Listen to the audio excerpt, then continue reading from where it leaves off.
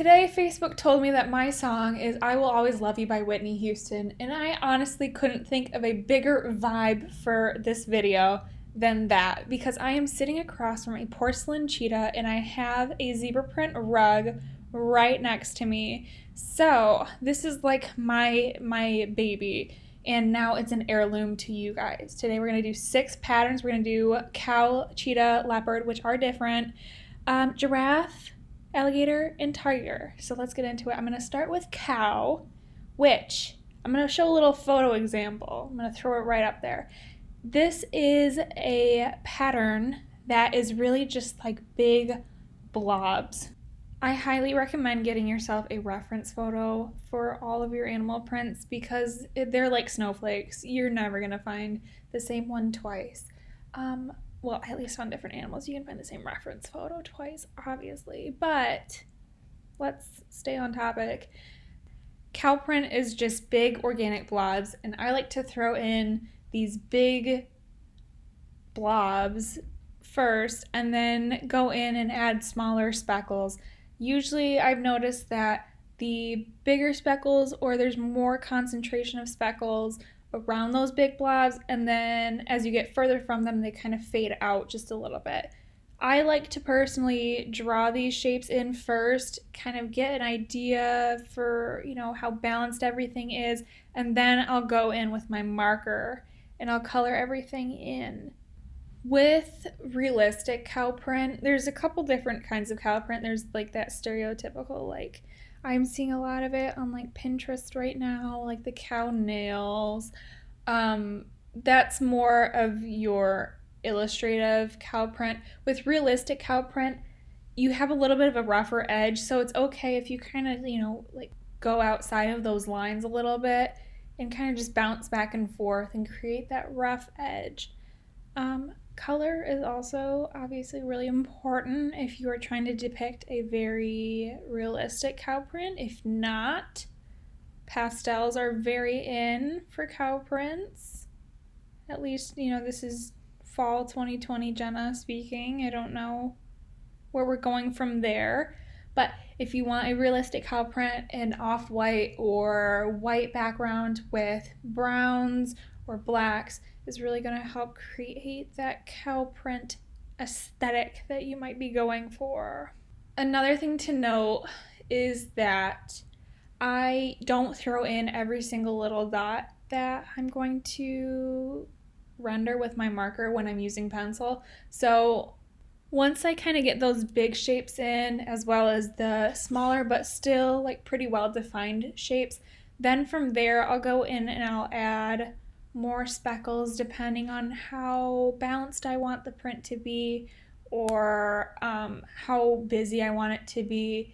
It really is up to you and what you want to get out of your designs, and how detailed you want to get with it. I personally really like the look of having a lot of those speckles in there, but if that's not what you're going for, change it up. I'm just giving you the general overview of your basic cow print here.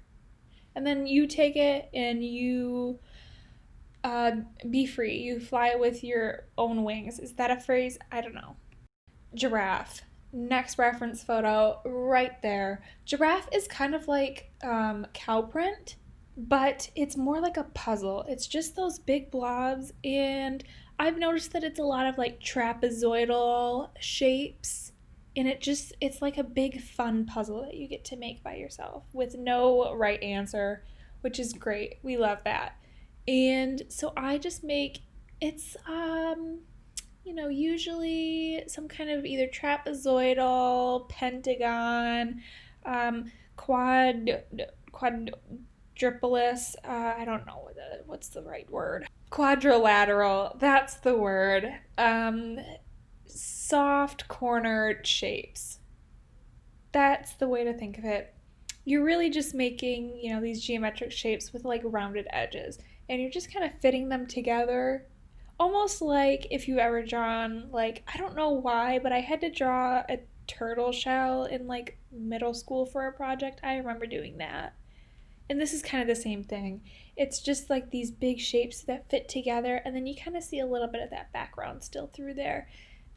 And then you just go ahead and you color those puppies in. And that is literally all that giraffe print is. It's so easy. And it's so freaking cute. I love giraffe print. Oh my gosh. And it's fun to do. I don't know if you guys are going to feel the same way about that. I feel like you should. Because it's like a cool little puzzle. And if you experience quarantine anything like me, you did not do any puzzles, but you heard about them and then you thought about them for about 30 seconds and then you're like, no, I don't want to do that. But when you get to make your own puzzle, that's kind of cool, right? I don't know. But your colors for giraffe print are usually a orange, anywhere from like an orange ranging to a dark brown. And then that's over some kind of yellowish, off-white, almost tan color if you want to be realistic with it. If you don't, totes cool. Pick your own colors and have a heyday with it. I'm excited. Cheetah print. Okay. It's not the same as leopard print. I like to think I'm somewhat mellow. I don't know about that. But I will lay it on anybody that says it's the same thing as leopard print. It's not. Cheetah print is different and it's easier and it's just little dots. They're little organic, natural, asymmetrical, whatever synonym to not perfect, whatever one you want. That's what it is. I don't even usually draw these out with pencil before I go in because you don't really need to because they are literal dots and you just kind of like clump some up together and then you space them out. You don't want to make it symmetrical because that's not natural. So I usually just go in with my marker, but I want to give myself more time to talk because I love the sound of my own voice. It's great. I love listening back to it just later on when I'm editing and just let that nasally Midwestern accent drill into my brain. It's great. And I'm sure you guys love it too. But I'm not looking for input on that. I'm not ready to get my feelings hurt today. Let's just keep on trucking, keep on keeping on. So when I'm doing these little speckles, sometimes if I just feel like it's like too perfect, most of my work is, you know how it is, just being awesome all the time. Sometimes I just like to throw in a couple little tiny dots. You might see that when you look at photos of cheetahs. You'll see like little teeny tiny speckles. And so I like to just toss some of those in there. Make it look a little bit more natural, a little less perfect. And go from there. This one, I don't feel like I need to show, like I don't need to teach you as much because I feel like you all know what a circle looks like. But here we are, sharing my wealth of information to you guys as well. These are also rough edges, so feel free to not care with your circles and just kind of be free with it. Alligator is definitely probably the weirdest of the animal prints. At least it's the one that I was least familiar with, and I had to watch a lot of videos and just kind of look at it a lot to kind of understand what she's about. Also, I don't look up alligators like ever because they're so scary, but I'll show you guys how to rock out some alligator prints. So what it is it's basically just these series of horizontal lines that usually start out pretty far apart, pretty wide, and then they eventually curve in together. If you look at a reference photo, you'll kind of understand what I'm saying a little bit better, or if you just keep an eye on that one that I put up, that's pretty baller too. And so you really just have these lines that end up being squished, and then you have these like little like squares and circles kind of within them. And so what I do first is I make the whole set of lines and kind of figure out where I want them to be concentrated or squished, and then where I want them to be biggest. And after that, I'll go in and I'll toss in little vertical lines that kind of look like bricks, but not perfectly, not the same size for each one. You can play around with the different size or where these lines are going. Just make sure that it's not the same for each row. As you get closer to those areas where the lines are more condensed, then you're going to start making these little like bricks smaller, and you're going to put these lines closer together, and you're going to make small little teeny tiny rectangles all the way down, and then that's going to help you transition into the area of the alligator print where it's actually more like circles rather than any rectangular shape or, quadrilateral shape. Not going to forget that one. Once that's all done, then I'll go in and I'll throw in little tiny circles just to fill up the rest of that space. I usually leave a little bit of room where there's no line, so I'll have that big line and then squish them all together and then leave some space and then just fill that entire area with circles. After that, you're going to go in and you can take either the marker the same color as your background or a color darker but the same color, just a value darker. And you're going to go in and just kind of fill in some of those rectangles that you made in the bigger areas, some of those bigger rectangles. And this is going to kind of help create a little bit more dimension within your alligator print. We'll go in later and add some highlights because alligator print is kind of like a little bit more three-dimensional than other patterns. It's got that texture to it. You want to create those shadows and highlights around it to make it a little bit more lifelike. So I like to go in and shade those whole rectangles, and then after that, I'll go into those rectangles between the big ones and the circles, and I'll just kind of throw in some shadows towards the top of each rectangle because they are three-dimensional, so the shadow is going to be under it. And for the smaller areas, you're going to have a lot more shadows because you're going to have a lot of these like little tiny textured spots.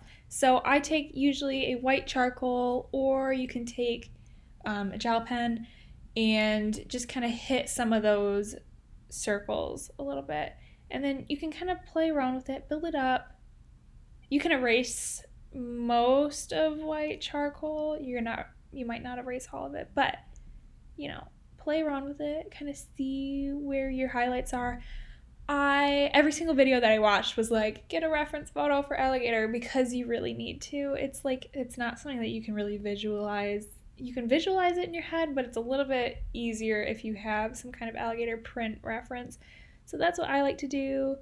And I will go back in with my colored pencil, the same one that I used for drawing the lines, and I might bring them out a little bit more. You can also add a little bit more shadow in any area that needs it under those lines. You can toss in some highlights at the top of some of those bigger squares. This print is just so abstract. It's okay if you just kind of get that idea across that it's alligator print. It doesn't need to be perfect. You just want to have it read as alligator, Now it's time for leopard print, which is also not the same as cheetah print. Leopard print is probably my favorite one to do because it's a fun little shape game, right? So leopard print is usually, I have noticed, it's kind of like McDonald's chicken nuggets, where it's like the same 4 shapes, but just in different orders, different quantities. And so think of leopard print like that. Think of it like chicken nuggets. And so you kind of got a couple different shapes. You've got these 2 like C shapes together. You've got one that's like a big, like a soft triangle with a little accompanying. It's like a passenger car for a motorcycle. It's just like a little tiny nugget on the side. You've got one that's like a big C, and then you've also got the little accompanying blob. That was so hard for me to say.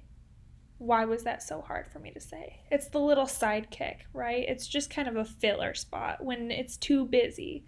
So I will break that down for you. But what I do is I actually usually draw this in with pencil so that I kind of create enough room for everything. Everything looks balanced. It doesn't look too concentrated in any one area or too spread out.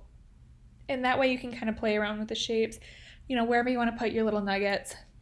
And then just be kind of random with it. You're like, maybe I haven't had the double C, the Chanel chicken nugget in a while. And then you can toss that in there. Just make sure that you're rotating your little chicken nuggets. I'm just going to stick with it. I'm going to dig my heels in on the chicken nugget thing. I feel like that's a good reference. You just make sure you rotate some of those shapes so that it looks a little bit more natural. Put them at different angles, maybe different sizes. Be really loose with that. To color leopard print, I suggest 1 or 2 shades of brown, and you're going to take the darker marker. That's fun. And you're going to use like little vertical strokes to color in your chicken nuggets. And this is because it'll help create that appearance of fur, because now you have this unified texture that's all going down in one motion. And so you're going to do that the whole way through. You're going to color all your chicken nuggets like this. And after that, you can either leave it like that, or you can go into the center of each little nugget, the alcove of the nuggets, and you can go in with a little bit of a lighter marker to create that appearance. I've seen leopard print in both ways. It's really just, I don't know, it's a matter of preference, right? I've done it both ways. I like it with a hollow, not colored center, or with the background showing through the center. But I also, if you want, I'll show you both ways. Because we're all about freedom in this class. That's right. Democracy, baby. Live it, learn it, love it.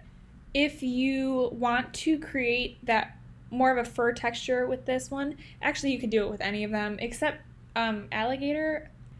Last time I checked, they didn't have any, but also we don't vibe. So I really avoid them at all costs.